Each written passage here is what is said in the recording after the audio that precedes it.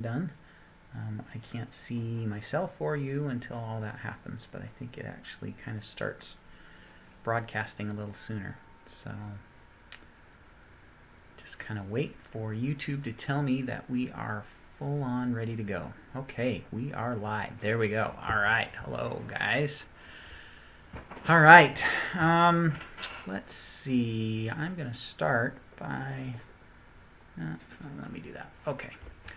All right, guys, welcome to today's spring gardening workshop. I'm kind of changing the theme up a little bit. So the last 3 days, and we've done three, this is the fourth workshop now that we've done in the last few days on gardening. The first three were focused mainly on new gardeners. Today, I'm going to kind of branch out just a little bit. It's still going to be awesome information for new gardeners, but we're going to talk a little bit more about what we should be doing in early spring, which is now, it's March 24th when we're filming this. And so this will kind of be a look at what we're going to be doing in early spring, things that we can be planting, tasks that we should be doing in early spring. Okay.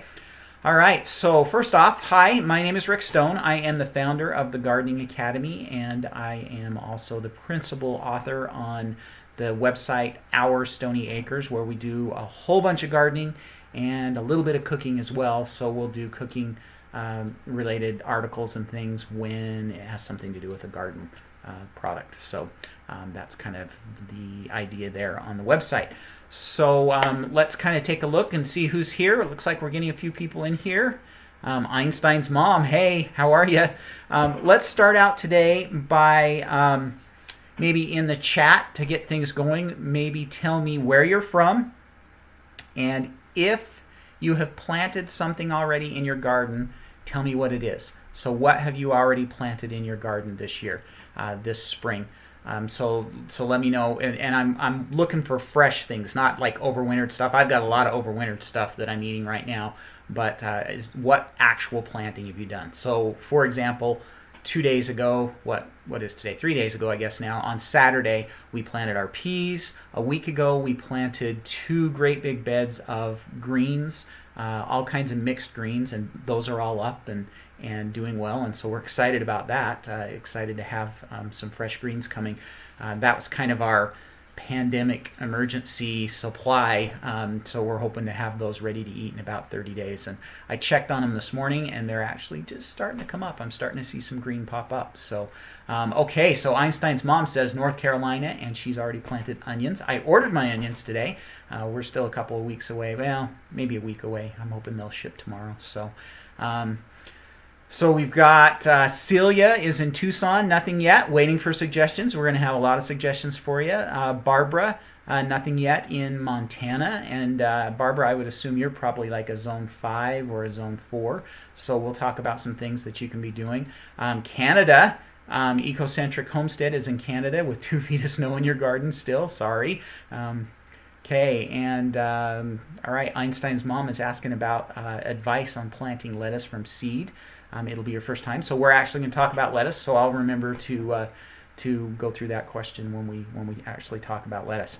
Okay, so it looks like we're up to about 20 people here. So before I kind of actually start the workshop today, I did want to remind you guys that today is the last day for you to be able to get into the Gardening Academy. Now, the Gardening Academy is our monthly membership service, and we do a lot of fun stuff in there. I'll talk, kind of as we go throughout a little bit about it. But I did want to remind you guys that today is the last day to sign up. So if you look down in the description below, there's a link that will take you out there. You can learn a lot more about the Gardening Academy.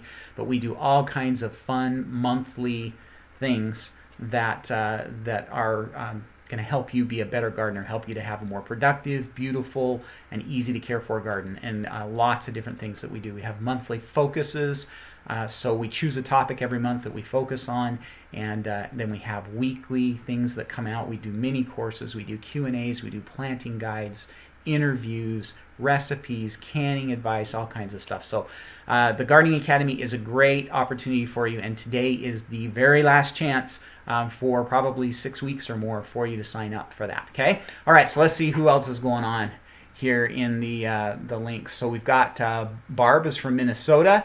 Mary hasn't planted anything yet. Celia is open to suggestions for bok choy and lettuce, and we're actually going to talk about both of those. Donald is in the house. So Ecocentric has onions growing from seed and some perennials started inside. Awesome. I love to hear about people starting seeds inside. Gary from New York is here, upstate New York. So you're probably pretty cold, Gary. I'm assuming you're like zone 3, 4, somewhere around there. So I would imagine it'll be a bit before you're planting. Washington, Carol has planted onions, corn, leeks, and tomatoes. So Carol, does that mean that you're kind of towards the coastal side of Washington where it's zone 9? That's awesome. That's a really good place to be. Nice and warm there. And Donald has planted tomato seeds. So cool. Awesome. All right, guys. So here is, I'm going to shrink me down here a little bit so that we can see the slides. So let's get me over here. And then we'll go right here like that. All right, so today is what we're going to talk about is just some overall general spring gardening tasks that we can take care of, and then also some things that we can be planting in early spring. Yeah, that's what we're going to cover today, and I'm hoping to keep us around, like we've been the last few days, about 45 minutes or so. So one more time for you, for those that have just jumped in, my name is Rick Stone. I am the founder of the Gardening Academy and also the primary author on the website Our Stoney Acres, which you're watching this on the Our Stoney Acres YouTube channel. I am a master gardener and have been gardening for 23 years now. This will be our 23rd garden as a family. Before that, I did a lot of gardening with my grandparents and parents as well. So been gardening for a long time and love it. And I have been teaching people online with my website and my YouTube channel, and then video courses and things like that now for about 5 years. I've got about 4,000 different students that have gone through my courses, which is fun to do as well. So that is me, and then we are going to again talk about spring gardening. So let me make sure I press the right button here. Okay, so today's topic, let me shrink me just a little bit more. Today's topic is what veggies can you plant in your garden this spring. But before we even talk about that, I wanted to take a couple of minutes and talk about some of the tasks that you should be doing beyond planting, what garden tasks you should be doing in the spring. So let me kind of just run through the list. First off on the list is getting your beds ready. Now, hopefully you spent some time in the fall working on bed prep, but if you haven't, then obviously the first thing you're going to need to do is get started by getting those beds ready. And I like to not dig them up a ton, and so I will usually just take a heavy rake and rake those guys up in the spring, kind of break up the soil. And then if I haven't already done so in the fall, then I will add compost in the spring. So anytime you're going to be doing any planting at all, you should be adding compost to your soil, either by top dressing or by putting a couple inches of compost in and then mixing that into the top few inches of the soil. And I don't like to till. I don't want it to go super deep. I want to keep that yummy compost material up where most of the roots are going to be. And so instead, I will usually just use a rake to mix a couple of inches of compost into the top, maybe 3 or 4 inches of soil. That really helps your plants out a lot. It's preferable to do that in the fall because then that gives that compost a little time to kind of break down and really release its goodness into the soil. But if you didn't get it done in the fall, that's okay. Do it now. And the earlier in the spring that you can, the better. Just make sure that you're not working wet soil. So you should never, if your soil's wet, leave it alone. Don't work it at all because that really ruins the soil structure. You can damage your soil significantly if you work it wet. So make sure that you avoid that, okay? Other things, if you've had a soil test done, which, by the way, I would recommend that, and we talked about soil tests in the first workshop that we did. If you've had a soil test done, it may indicate that there are some things missing in your soil, and so spring is a great time to be amending your soil if you need to add some fertilizers, whether it's some type of organic fertilizer, which is my preference, or if you're okay with chemical fertilizers, then that as well. Spring is the time that you should be doing that as well. I like to try and get that that fertilizer mixed into the soil. If I'm putting it in, I try to put that in a week or so before I plant again, so that it has a chance to kind of break down and release a little bit into the soil before you're actually doing your planting. Other things that you ought to be doing this time of year is sharpening your tools. So sharpen your shovels, sharpen your trimmers, your pruners, your all of those things. Sharpen your lawnmower, take the blade off your lawnmower and get that sharpened up. Having good sharp tools to start the season will help make everything easier. It'll make for healthier cuts on your plants, and it's just a good policy. So if you're still covered in snow, then it's a good idea to go ahead and get those tools sharpened up now. Spend some time to do that. Buy your seeds. That's next on the list. So get some seeds ordered. Right now it's a little tough. Seeds, a lot of the seed places are kind of shutting down. So you may end up having to go to like a local nursery or something like that. Hopefully they're still open and you can sneak in there and grab some seeds. But it would be a good idea. I think, this year seeds are going to be in high demand. And so it'd be a good idea to get your seeds either ordered or bought from a store as soon as you can. And I know a lot of the bigger national chains are talking about possibly closing soon, so that would be something that I would try and do this week, because we may have 2 or 3 weeks where the Home Depots and the Lowe's and all of those kind of places might be closed for a bit. So it would be a really good idea to get out and get a hold of some seeds now. Okay? All right, and then the last thing that I would recommend that you do in the spring, if you haven't already done so, is make a plan for your garden. So I like to get some graph paper and draw it all out. In fact, let's see. This is my garden journal right here, and let's see if I can actually make this happen. Yeah, I think this will work. Hopefully you guys can see this. The light isn't too bright on it, but this is a diagram of my garden, and how do we go? There we go. That's a diagram of my garden, and I like to map everything out, and I write down what I'm going to plant where, so that I remember, and there's been times when I haven't done that, and then I end up putting things in the wrong spot.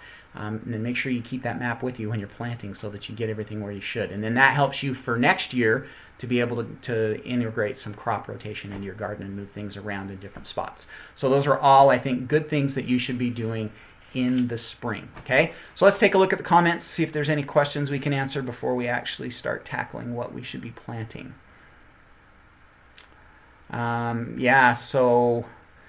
Somebody from North Carolina is saying they're still waiting for their seeds to come in the mail. Perennial onions and rhubarb Barb has planted. Lots of cool weather crops and seedlings going on inside in 6A. Good. Started my garden plants. Good. What zone am I in? I'm actually in zone 6B, Barb. So that gives you an idea of where I'm at. Can you put okra in the ground now? Depends on where you live. Okra is a warm season crop, and so you have to wait until after the frost has finished. So just really depends. You need to look up when your last frost date is for your area, and you usually are going to plant okra right around that date. Okay. Okay, and Einstein's mom says she's got the seeds, so that's good. All right. Okay. Looks like everybody's in good shape. Okay, so let's go ahead and talk about what we can be planting in the spring. Now, this video is kind of designed for, we're not going to talk about warm season crops. So remember, for those of you that watched the workshop yesterday, we talked about warm season versus cool season crops. Warm season crops are the crops that you're going to plant after things have warmed up enough that there's no longer going to be any frost. Okay, so we're not going to talk about those right now. That's kind of late spring plantings. We're going to talk about early spring plantings that most of you ought to be able to at least be thinking about right now. So those of you that live in zones 8 and 9, you probably have already put a lot of this stuff in. If you haven't yet, you definitely could, but it might even be getting a little bit late, especially in zone 9, to plant a lot of the cool season crops. If you live in zone 7, 6, or 5, now is kind of the time to start thinking about that. It might be a little bit edgy in 5 to actually get these type of things planted today, but zone 6 and 7 for sure you could be planting all of these today if weather permitting. Zones 4 and 3, you guys are probably still buried under snow for a bit, and so you're probably looking at least another month before you can really start even thinking about these middle to late April for zones 3 and 4. And again, it kind of depends on the weather and when your last frost date is and things like that. Okay. All right. So the first thing that I want to point out to you guys, all of the crops that we're going to talk about today are cool season crops, and they can be planted 4 to 8 weeks before your last frost. So if your last frost date is May 15th, like mine, then you can actually start planting these as early as March 15th. Okay, so I'll kind of go through as we go through each of them. There are a few that are a little bit more sensitive to frost than others, so I'll point those out. Those that are a little more frost sensitive, you may want to cover up with like a fabric row cover, probably just a light one. But especially at night, you may want to consider doing something like that, cover those guys up. Okay, all right. So here we go. All right. First kind of category of plants that we're going to be planting in the spring, and most all of these can go in now for those of you that are in zone 7 and 6 and maybe even 5, depending on what your weather has been like. But these are the ones that are going to go in extra early, so you can get them in as early as 8 weeks before your last frost happens. So leafy greens would include lettuce. And lettuce can be planted either by starts or it easily can be planted by seed. And we had somebody that asked about planting lettuce by seed. Really, it's really quite easy to do, especially when we're talking about like leaf lettuces or the bib lettuces. Even romaines are pretty easy to plant by seed directly out in the garden. The only ones you're going to struggle with is if you're trying to grow like the iceberg lettuces. Those are a little tougher to go by seed, and you might want to start them indoors with some seedlings first. Honestly, I don't like growing iceberg lettuces in the garden because they're the least nutritious lettuce that there is, and they're a lot harder to grow. So I kind of just leave that to the commercial guys. But lettuce, definitely, it's easy to plant. You're just going to put those seeds in, space them as best you can. Now, lettuce seeds are very, very small, and so sometimes it's kind of hard to get them spaced out the way you would like. But the other thing is lettuce seeds come with 1 million seeds in a package, and so, okay, not really 1 million, but a lot of seeds in a package, and so it's okay to kind of overseed a little bit, and then you can easily thin. And the nice thing about when you thin lettuce is you can eat those thinnings. So, they're ready to eat. So definitely you can do that. So I would try and space your leaf lettuces about 1 inch apart. Your head lettuces you're going to try and space more like 4 inches or so apart, 3 to 4 inches. For like the butter crunch or the bib lettuces or the romaines, you're going to kind of space those a little bit more. Leaf lettuces, though, 1 inch or less, maybe even 1/2 inch is fine. And then you're going to cover those up just with a fine covering of soil. So 1/4 inch or less, maybe even 1/16. And then I like with lettuces and with all of these leafy greens, I like to kind of tamp down the soil. You're not trying to like compact it down, but I like to make sure that the soil is in contact with the seed, that there aren't any air pockets that those seeds are sitting in. So I'll just press that soil down a little bit on those seeds once I've planted them and covered them. That makes sure that they get some good contact, and then when the soil is moist, then it'll get your seeds germinating. Okay. So same with spinach. Spinach is a really good spring crop, great crop to be planting right now. The earlier the better on spinach. Spinach is very frost hardy, and so you can get started a solid 8 weeks before your last frost with spinach, and it's going to do really well. It may sit for a week or two until it germinates, but get it in so that it has the first chance that the conditions are right. It has can just get up and get going. Swiss chard is another one that like lettuce. Lettuce is just a little bit frost sensitive, not major. If it gets really cold, like 25 at night, then lettuce can kind of be damaged. But it's a little bit of frost is okay on lettuce. Swiss chard, same way. It's actually fairly hardy if you cover it. So lettuce and Swiss chard, once it's up, if you have a frosty night and you happen to have a fabric row cover, just throw it over for the night and it should be fine. Arugula is another one that's very frost hardy and does really, really well in this cold early spring weather. Other leafy greens that we're going to be planting right now would be kale. Kale is very hardy. You can get it in extra early, and the seeds actually will handle sitting in the soil for a while, even if it doesn't quite get warm enough for them to germinate for a bit. If you've got a dry day where your soil is dry enough to plant, get some kale in because it's going to be super hardy. Bok choy is a Asian green and very tasty. It can be eaten either as a baby leaf, or you can let it grow and it turns into a real nice stocky plant that you can use in stir fries and soups and everything like that. And it's very cold hardy and does really, really well. Mustard. Mustard is good. It's nice and frost hardy and should do really well this time of year if you like mustard. We have tried mustard a few times. In fact, I still have a package of seeds. And I'm not a big fan of mustard greens. So we didn't plant them this year. We did last year, and I just can't get over the taste.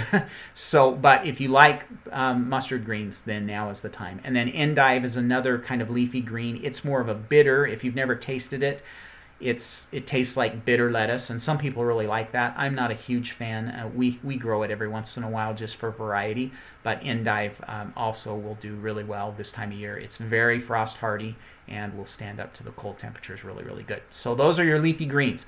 All of those can be planted either as individual crops. You can throw them all together in a bed and just have a batch of mixed greens that come up. But all of those are really good early spring crops, and you can definitely get those planted in zones 7 and 6 and even 5. You could probably plant right now. Zones 3 and 4, you're going to be waiting probably another month to 6 weeks to get those in. Okay? All right. Let's just check our questions here. Doesn't look like we have. Okay, so Maria's wondering about zone 6 stuff, so I'll kind of point that out as we go along, what things we can plant. Okay, next would be the brassica family. Okay, and so the brassica family is anything related to cabbage. Okay, now there's a few that I didn't include on here because I put them like turnips are actually part of the brassica family, but I put them in the root crop group because they're a little bit different. So brassica family would be broccoli, cabbage, cauliflower, kohlrabi. Let's see what else I have on the other list. So we've got kohlrabi and collards. Okay, all of those plants can be, you can be thinking about getting those in. So if you live in zone 7, definitely right now you could be getting those in. Zones, basically you're going to be targeting about 4 weeks before your last frost. So figure out when your last frost is and get them in then. So for example, my last frost is May 15th. I'll plant all of my brassica family stuff about April 15th. So broccoli, cabbage, cauliflower, kohlrabi, collards. Oh, I didn't put Brussels sprouts. Brussels sprouts aren't on the list. Sorry, I forgot to even get that one on the list, but that's definitely another one that's on there. Now, the only one you have to really worry about in frost with this one is cauliflower. Cauliflower is a little more sensitive to frost than some of the other ones, so you may want to put off planting your cauliflower for a couple of weeks longer than you would with broccoli and cabbage and those others, because it's just a little bit sensitive when it comes to frost. Collards usually do okay with frost as well, but again, just a bit more sensitive than some of the others. Okay, all right. Really quick, before we move on, let me just remind those of you that are here right now that this is the last day for the Gardening Academy to be open. So we've got the Gardening Academy open right now for new students. That is our monthly membership where we do weekly things to help you become a better gardener. This month we're studying tomatoes, and so we've done a mini course, we've done planting guides, we're going to do some canning, we did a Q&A session, so lots of fun stuff happening.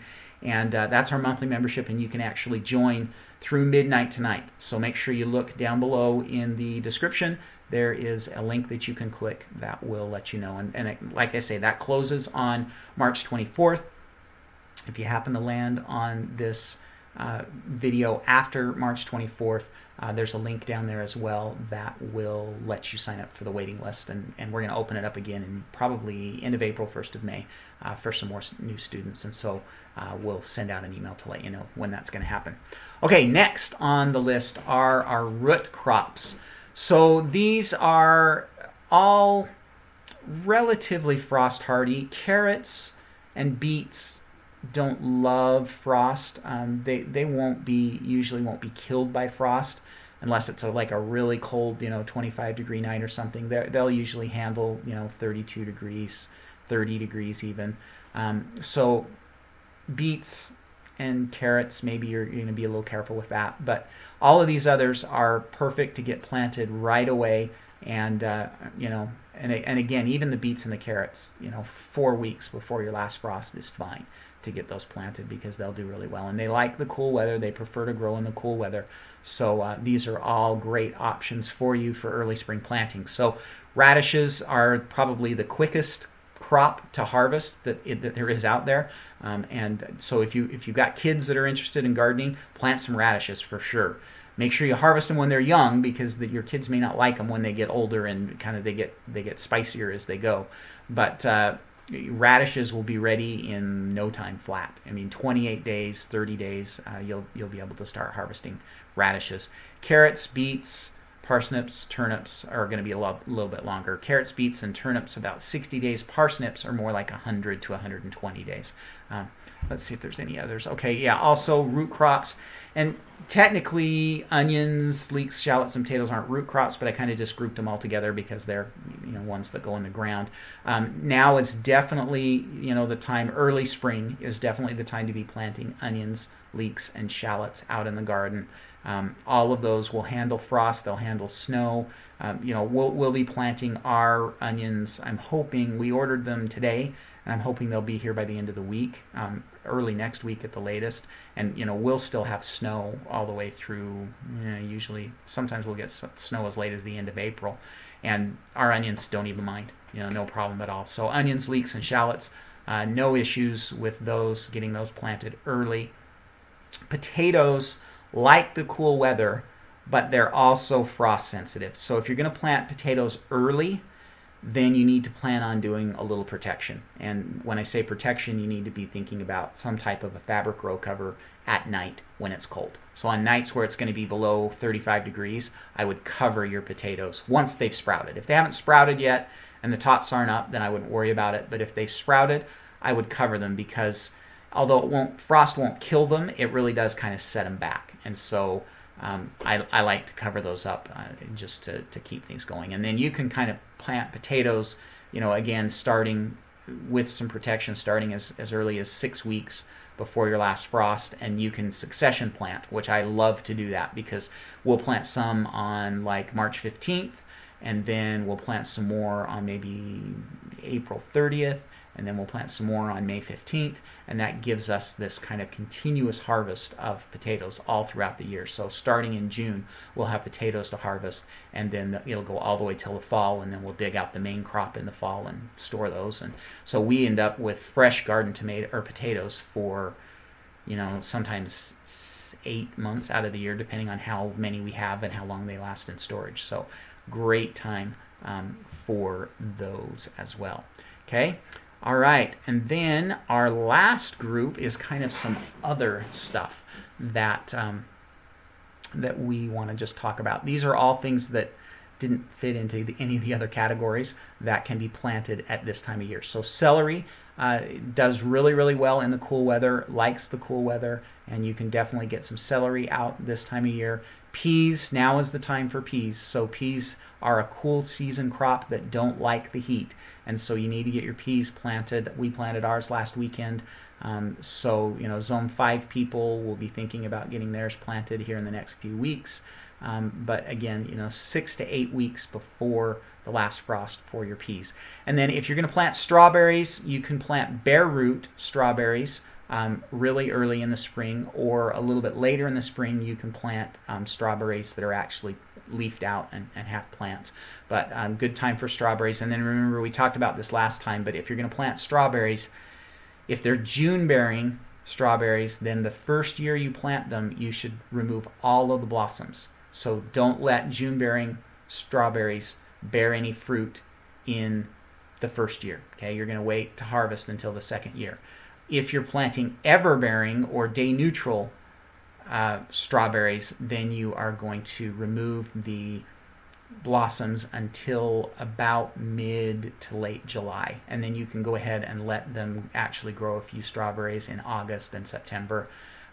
You won't get a lot the first year, but you just need to let them have some time to get established for the plant to kind of get things going and kind of firing up. So make sure that you remove those blossoms for a while. Blackberries, raspberries, I didn't put these on here, but even blueberries can be planted this time of year as well. So those are all the crops that we can be looking at planting in the early spring. Okay, so let's see what we've got in the way of questions. We're at about 30 minutes right now, so if you guys have got any questions you want to throw at me, awesome. So let's see. Okay, so Vegan Shar is in New York, and she's zone 5, it looks like, wondering when she can transfer your green seedlings into your outdoor raised beds. So I would say, Vegan, that you're probably in a zone 5. I may wait another couple of weeks. Again, it kind of depends on when your last frost date is. So figure out when that date is, and then target 4 to 6 weeks to get those seedlings out. And then if you can, put some fabric row cover on them. So put some thin, not the heavy stuff, but just the thinner fabric row cover over those greens. That will keep the bugs out, and it will also give them a nice warm environment that kind of gets them off to a good early start. And you can, that light fabric row cover is so easy and so light to put on there that you can just leave it on, and it'll keep the bugs out all spring and just help to make for a really nice crop. So just again, target 4 to 6 weeks before your last frost.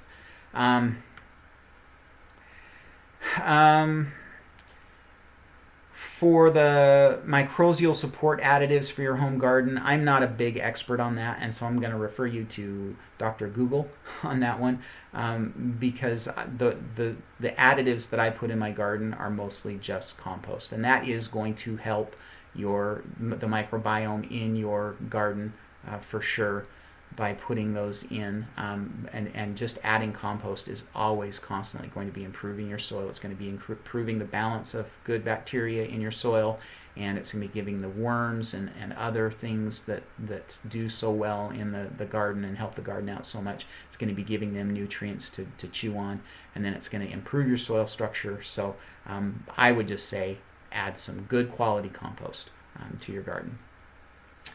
Okay, asparagus. You can get asparagus crowns planted this early for sure.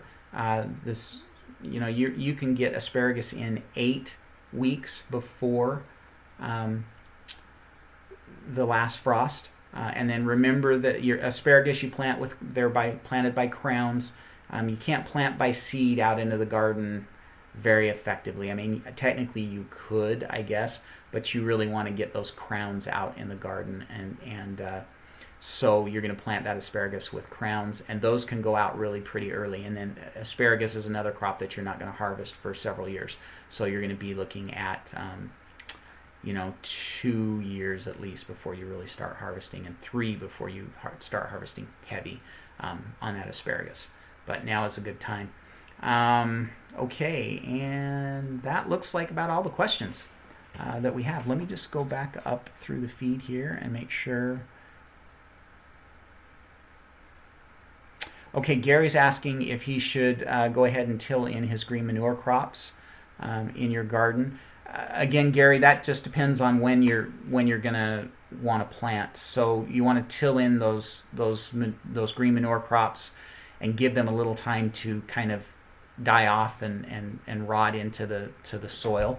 So I would say, tilling those in, a couple of weeks before planting time would be best. And so it will totally, completely depend on what zone, Gary, that you live in, as to when you actually rototill those in. But again, if you're gonna be planting in 2 weeks, then I would, get it happening now and get those garden beds ready. All right. Just looking to see if there's any questions that I didn't really answer. I think we got all of these up here, so hopefully I caught everybody's questions.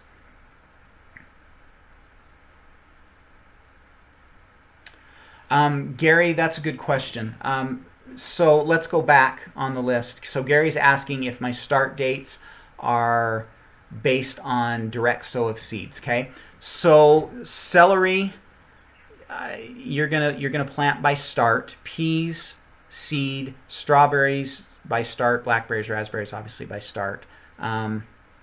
Let's go back here. Onions and leeks, you're not gonna, and shallots, none of those are you're not gonna plant those by seed. You're gonna plant those by either start or set. So seeds, you can't really effectively grow onions and their related, family out in the garden by seed. You can get away with it with like some of the bunching onions, but for the most part, regular onions you're going to want to start indoors and then move the starts out. All root crops are always planted by seed. So you don't do transplants with the root crops. So all of those would be by seed. All of the brassica family, with the exception of collards. Collards can be planted by seed if you want, but the rest of them, broccoli, cabbage, cauliflower, Brussels sprouts, kohlrabi, all of those are going to be planted by start, okay, 4 to 6 weeks before your last frost. And then all of the leafy greens, honestly, can be planted either way, seed or start. Usually I do a mix of all of those. So like right now I have lettuce and Swiss chard and kale all out growing under the lights in my garden that'll be transplanted out. But I've also already planted a bunch of them outside in the garden by seed. So all of the leafy greens can kind of go either way, but they do really well either by planted by seed or by start. And honestly, either way, you can get them out in the garden 4 to 6 weeks before. Okay? All right. Any herbs to plant early? Most herbs, well, you could plant parsley this early. You could plant chives this early. Anything else, I would probably wait. Especially like basil. Everybody loves basil. That's like the favorite herb to grow. And definitely basil is a warm season crop, so it's going to need to wait until your last frost date. Chives, though, and parsley are both going to do really well. Some of the more exotic herbs, the medicinal herbs and stuff, I honestly don't know. You would have to just look at your seed package. But chives and parsley both could go out now. Sorrel would also be another one that could be planted this early. So those are for sure. Best soil mix for containers kind of depends on what we had. Karen, if you want to go, we actually had a good discussion about that in one of the other workshops. I think it was workshop number 1 where we talked about soil mix for containers. But for me, I like to just go with kind of a commercially available soil mix. That's kind of a balance between compost and peat moss.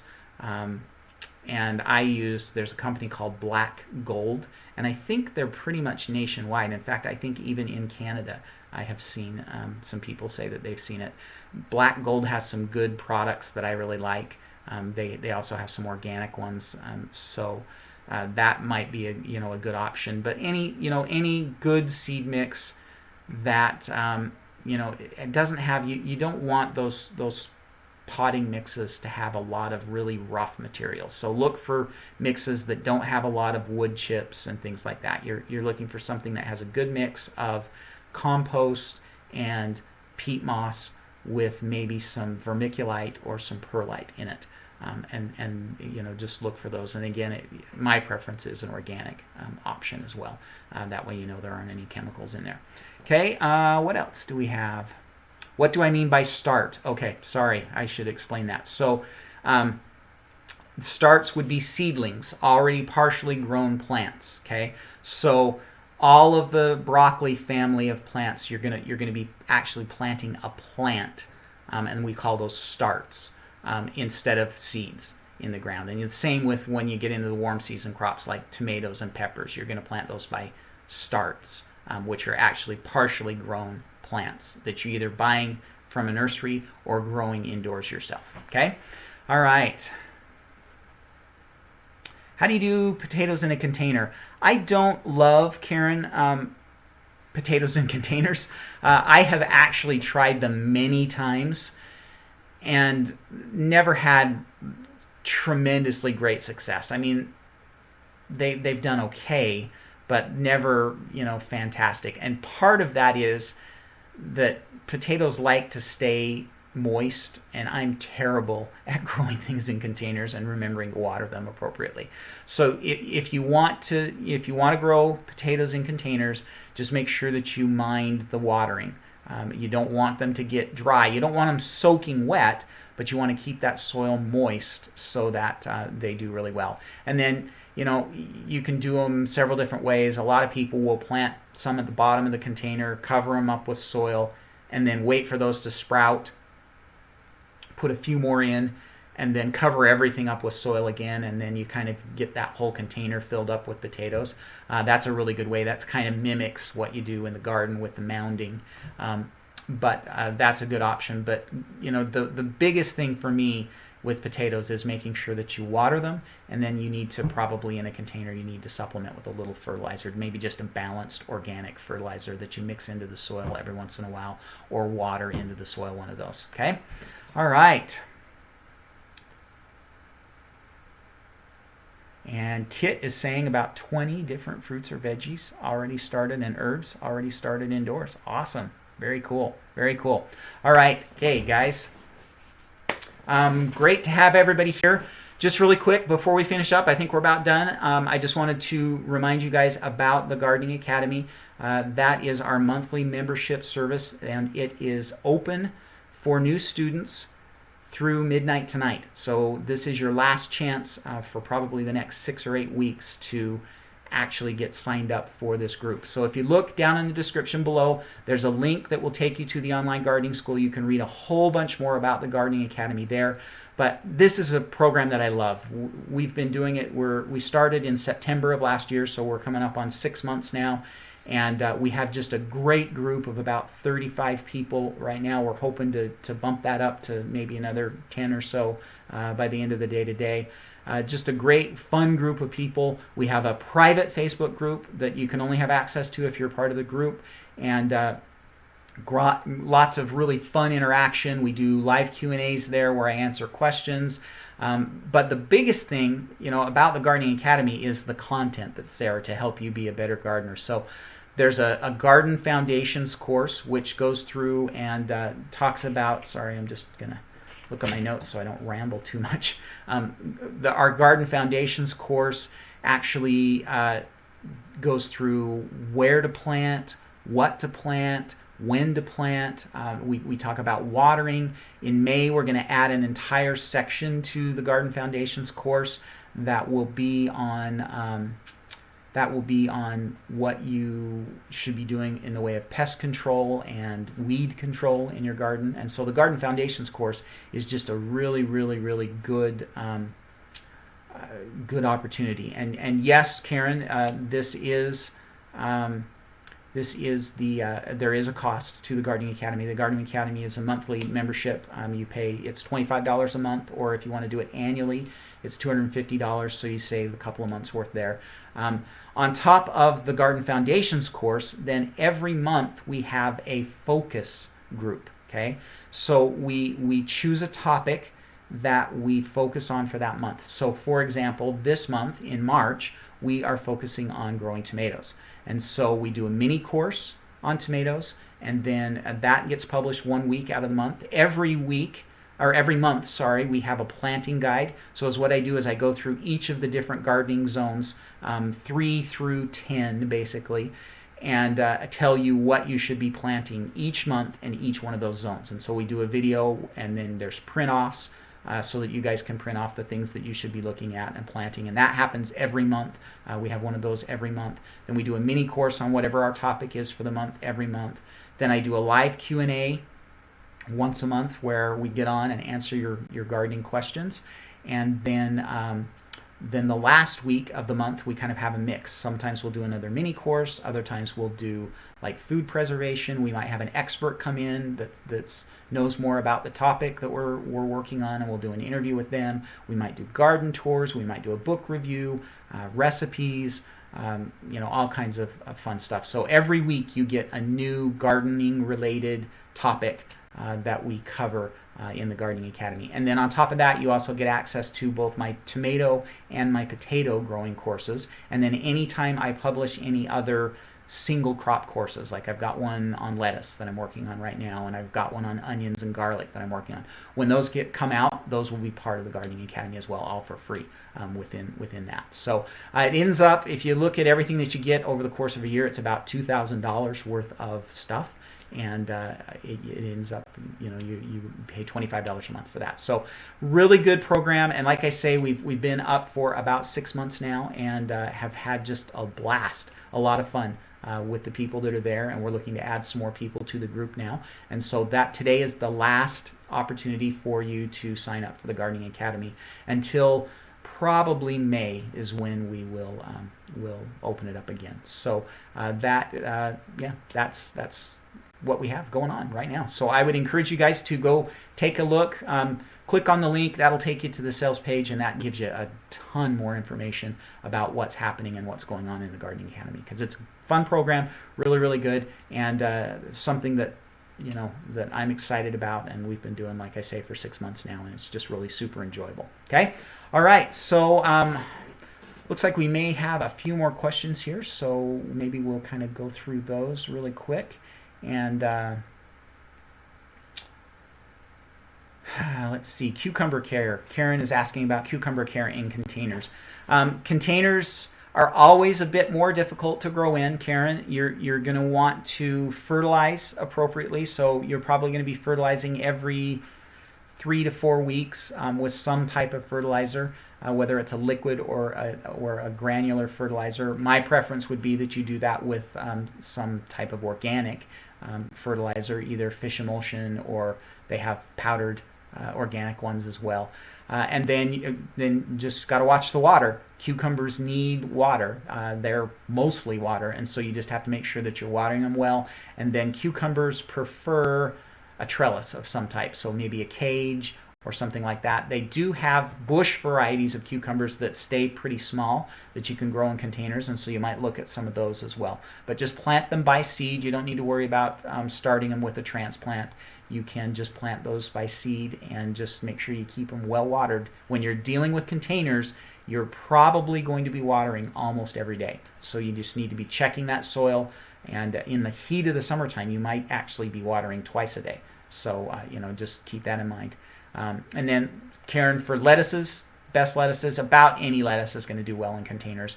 The only one that won't do well is iceberg lettuce, the big head lettuces. Those don't do super well in containers, but leaf lettuces do great in containers.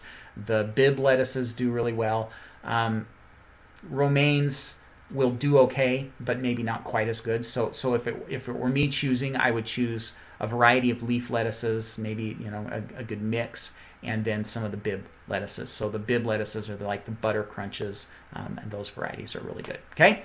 All right, guys, I think that's about it. We're at about 50 minutes here. We've had a really good crowd and a lot of good questions, so thank you very much. This has been a ton of fun. I've done 4 of these workshops the last few days, and it's been a lot of fun, and so I've been glad to have you guys here and to participate. I'll leave these replays up for about a week or so, and then we'll go ahead and close those down and move on to other things. And then make sure, while you're here, go and subscribe to my YouTube channel, because I do more than just these workshop videos. I actually get out in the garden, and we do all kinds of things. Like we did a video just last week on the 12 crops that you should be growing for some quick food in this kind of emergency time.